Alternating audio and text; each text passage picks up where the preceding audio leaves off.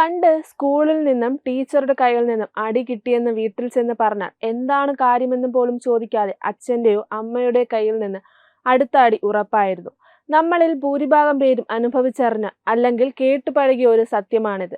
എന്നാൽ ഇന്ന് കാലം മാറി, രീതികൾ മാറി. ഇന്ന് ടീച്ചർ അടിച്ചെന്ന് കുട്ടി വീട്ടിൽ പറഞ്ഞാൽ പിറ്റേന്ന് വീട്ടുകാർ സ്കൂളിലെത്തി ടീച്ചറെ തല്ലുന്ന അവസ്ഥയിലാണ് കാര്യങ്ങൾ എത്തി നിൽക്കുന്നത്. സമൂഹത്തിൽ വന്നിരിക്കുന്ന ഈ വലിയ മാറ്റത്തെക്കുറിച്ച് പരസ്യമായി തുറന്നു പറഞ്ഞിരിക്കുകയാണ് നടി നവ്യ നായർ.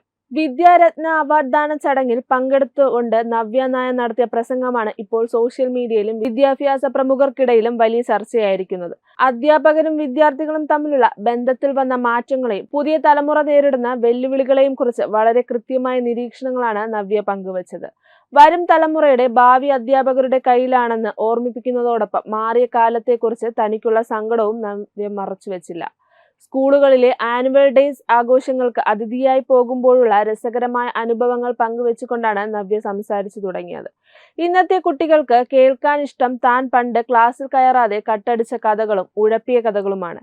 കാരണം ഇന്നത്തെ കുട്ടികൾക്ക് അതിനോടാണ് കൂടുതൽ റിലേറ്റ് ചെയ്യാൻ സാധിക്കുന്നത്. എന്നാൽ താൻ പഠിക്കുന്ന കാലത്ത് അതിൽ നിന്ന് തീർത്തും വ്യത്യസ്തമായ ഒരു വിദ്യാർത്ഥിയായിരുന്നു എന്ന് നവ്യ ഓർക്കുന്നു. ഒരു ക്രിസ്ത്യൻ മിഷണറി സ്കൂളിലായിരുന്നു നവ്യയുടെ പഠനം. അവിടെ സിസ്റ്റർമാരുടെ പ്രിയപ്പെട്ട വിദ്യാർത്ഥിയാകാൻ വേണ്ടിയുള്ള ശ്രമങ്ങളായിരുന്നു നവ്യ നടത്തിയത്. യേശുവേ നന്ദി, യേശുവേ സ്തുതി ചൊല്ലിയും കൊന്ത വായിച്ചും 24 മണിക്കൂറും പ്രാർത്ഥിച്ചുമൊക്കെയാണ് താൻ സ്കൂൾ കാലഘട്ടം മുന്നോട്ട് കൊണ്ടുപോയതെന്ന് നവ്യ പറയുന്നു.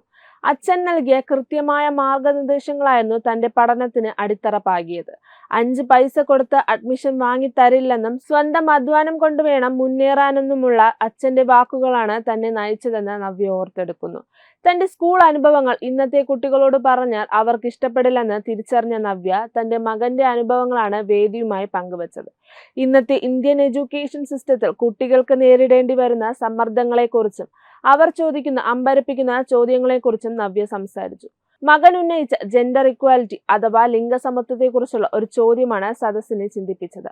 ആൺകുട്ടികളുടെ ബാത്റൂമിൽ വനിതാ അധ്യാപകർക്ക് വരാം, എന്നാൽ പെൺകുട്ടികളുടെ ബാത്റൂമിലേക്ക് എന്തുകൊണ്ട് പുരുഷ അധ്യാപകർക്ക് പോയിക്കൂടാ എന്നായിരുന്നു മകന്റെ ചോദ്യം. താൻ 10ാം ക്ലാസ്സിൽ പഠിക്കുമ്പോൾ ജെൻഡർ ഇക്വാലിറ്റിയുടെ സ്പെല്ലിംഗ് അറിയാമായിരുന്നു എന്നല്ലാതെ അതിന്റെ യഥാർത്ഥ അർത്ഥം എന്താണെന്ന് അറിയില്ലായിരുന്നു എന്ന് നവ്യ തമാശ രൂപേണ പറഞ്ഞു. ഇത്തരത്തിൽ ചിന്തിക്കുകയും ചോദ്യങ്ങൾ ചോദിക്കുകയും ചെയ്യുന്ന ഒരു വലിയ തലമുറയാണ് ഇന്നത്തെ അധ്യാപകർ അഭിമുഖീകരിക്കുന്നത്.